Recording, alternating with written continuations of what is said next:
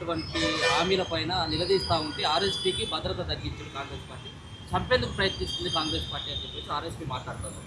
RSP మాట్లాడుతూ ఎట్లా తెలంగాణ రాష్ట్ర ప్రభుత్వం ఏర్పడిన తర్వాత అందులో బీఆర్ఎస్ పాలించిన 10 సంవత్సరాలు వదిలిపెడితే కాంగ్రెస్ పార్టీ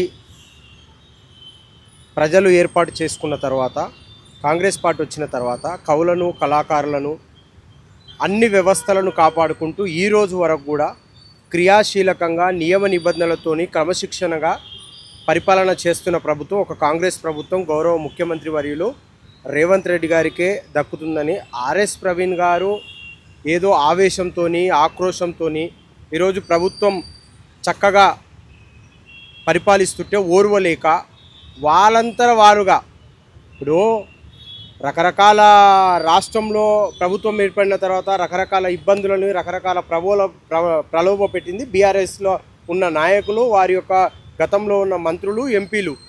మరి ఆర్ఎస్ ప్రవీణ్ గారు ఒక ఐపీఎస్గా ఉండి ఈరోజు మతి స్థిమితం లేకుండా మాట్లాడుతూ ఉన్నారు.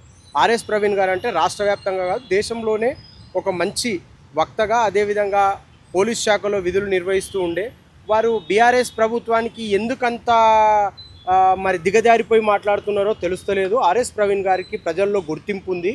వారు ప్రజాప్రతినిధిగా చాలా చక్కగా పోలీస్ శాఖలో విధులు నిర్వహిస్తాను. వారిని కాంగ్రెస్ పార్టీ కాదు, ఒక అభిమానిగా వాళ్ళందరినీ కూడా ఆర్ఎస్ ప్రవీణ్ గారిని గౌరవిస్తాం. కానీ ఆర్ఎస్ ప్రవీణ్ గారు మతిస్థిమితం లేకుండా కేటీఆర్ గారి ప్రేమలో పడి, మత్తులో పడి ఏదేదో మాట్లాడుతున్నారు.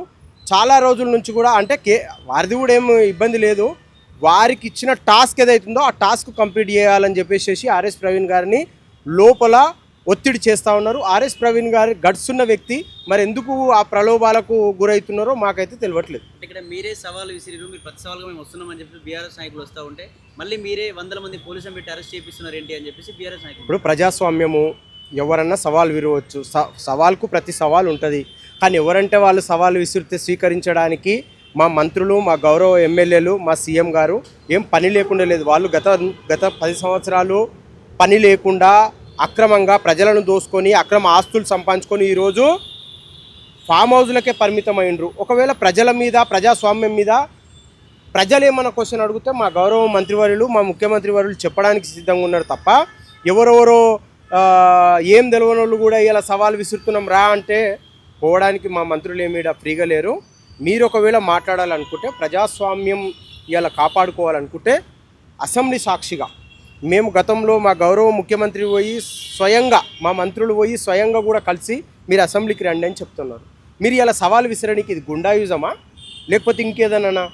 కూర్చొని మాట్లాడడానికి మనకు ఒక అవకాశం, అసెంబ్లీ ఒక దేవాలయం లాంటి ప్రాంగణం, ఆ దేవాలయంలో మనం ప్రజల గురించి మాట్లాడాలన్నా, మీరు ప్రశ్నించాలన్నా కానీ కూడా అక్కడికి వచ్చి ప్రశ్నిస్తే దానికి సమాధానం ఉంటుంది. కానీ గుండాలలాగా, రౌడీలలాగా, వీధి రౌడీలలాగా మీ ఇష్టం ఉన్నట్టు సవాల్కు రండి అని చెప్తే రావడానికి ఇక్కడ ఎవడు సిద్ధం లేడు.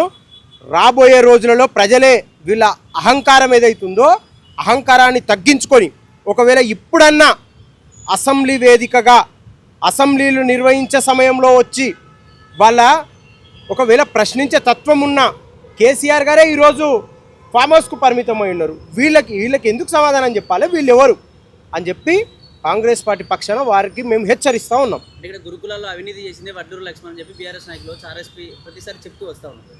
ఇప్పుడు మాట్లాడాలంటే వాళ్ళ హయాంలో జరిగినవన్నీ మాకు రుద్దుదామని, పట్టగాల్చి మీదేద్దామని, అవినీతిని బల నిరూపణ చేసుకోవాలి, ప్రజల మధ్య తీసుకొని రావాలి. మీరు సవాలు మేము కూడా ఎన్నో వందల సవాళ్ళు చేసినాం ప్రతిపక్షంలో ఉన్నప్పుడు. మరి మీకు ఆ రోజు సోయి ఎక్కడ పోయింది? ఎందుకు మీరు ఆ రోజు నోరిప్పలేదు? ఈ రోజు కనిపిస్తుందా? ఇలా బీసీలను, ఎస్టీలను, మైనార్టీలను క్రియాశీలకంగా కడుపులో పెట్టుకొని చూసుకుంటుంటే ఓర్వలేక బట్టగాల్చి మీదేయాలని చెప్పి ఆర్ఎస్ ప్రవీణ్ గారిని పంపిస్తున్నారు. మరి ఇలా నీ గట్స్ ఉంటే మరి కేటీఆర్ గారు ఎక్కడున్నారు, హరీష్ రావు గారు ఎక్కడున్నారు? ఆర్ఎస్ ప్రవీణ్ గారి మీద ఏదైతే బల ప్రదర్శన చేస్తుండ్రో మరి వీళ్ళు కూడా గతంలో మంత్రులుగా వ్యవహరించిండ్రు కదా. రమ్మను, దమ్ముంటే కేటీఆర్ గారు వస్తారా అసెంబ్లీకి, హరీష్ రావు గారు వస్తారా, ఇంకెవరైనా వాళ్ళ మంత్రులు ఇంకెవరైనా వస్తారా? సమాధానం చెప్పడానికి ఒక వేదిక ఉంది. ఎక్కడ పడితే అక్కడ సమాధానం చెప్పడానికే ఇది బహిరంగ పంచాయతీ కాదు. ఇది ప్రభుత్వాలకు సంబంధించిన ఒక గౌరవాలకు సంబంధించిన వ్యవస్థ కాబట్టి అసెంబ్లీలో ఇలాంటివి మీరు ప్రశ్నించండి, జవాబుదారులుగా మా ప్రభుత్వం ఉంది చెప్పడానికి అని చెప్పి మీ ద్వారా వారికి సూచిస్తాం. చివరికి అప్పులు ఎన్నైనా అసలు కాంగ్రెస్ పార్టీకి క్లారిటీ లేదు సార్. కొన్నమేమో ఒక రకంగా మాట్లాడు, కొన్ని లక్షల కోట్లు అంటాడు. దీనికి సంబంధించి రకరకాలుగా మాట్లాడుతూ ఉన్నారు, జూపలు రకంగా మాట్లాడుతున్నారు. అసలు వీళ్ళకే క్లారిటీ లేదు. వీళ్ళేమన్నా అంటే అప్పులు చేసి బీఆర్ఎస్ పార్టీ అని మాట్లాడతారు. ఏంది అసలు? ఇప్పుడు గతంలో అప్పుల కుప్పగా చేసిపోయిన ప్రభుత్వం ఏది అంటే అది బీఆర్ఎస్ ప్రభుత్వం. బీఆర్ఎస్ ప్రభుత్వం గతంలో కాంగ్రెస్ ప్రభుత్వానికి ఏర్పడిన టైంలో అప్పుడున్న అప్పుల కన్నా ఇప్పుడు ఏం పెరగలేవు. పెరిగినా కానీ కూడా ఇప్పుడున్న పరిస్థితిని, ప్రభుత్వాన్ని, ఉద్యోగులని, అదేవిధంగా ఎవరైతే విద్యార్థులు ఉన్నారో వాళ్ళందరినీ, అంటే రకరకాల శాఖలు ఉన్నాయి, ఈ శాఖలన్నీ నడిపించాలంటే వీళ్ళు చేసిపోయిన ఏదైతే అప్పు ఉందో ఆ అప్పుకు మిత్తిలు కట్టడం ఒక ఎత్తు అయితే ఇలా రాష్ట్రాన్ని నడపడం ఒక ఎత్తు. ఇవన్నీ కూడా నివేదిక ప్రెస్ ముందు పెట్టి, ప్రెస్ మీట్ పెట్టి గతంలో ఎన్ని అయినాయి, ఇప్పుడు ఇంకెన్ని పెరిగినాయి అనేది మేము ప్రెస్ ద్వారా మా గౌరవ ముఖ్యమంత్రి వర్యులు అన్నీ కూడా కళాఖండిగా చూస్తూ ఉన్నాడు. ఆయన కూడా ప్రతి ఒక్కరికి సమాధానం చెప్పాలంటే ఆయనకున్న హోదా ప్రకారం, నాకు తెలిసి ఉన్న బిజీ షెడ్యూల్ ప్రకారం కాకుండొచ్చు, ఒకరోజు ఖచ్చితంగా మీడియా ముందుకు వచ్చి మీ మీడియా మిత్రుల ద్వారానే గతంలో ఎన్ని అప్పులు చేసినాం, దానికి ఎంత కడుతున్నాం, ఇప్పుడు ఎంత చేసినాం కులంకుశంగా మేము ఏదైనా చేసి ఉంటే చెప్తాం. మాకు బట్టె మాటలు, ఈ లంగా మాటలు మాకు రావు.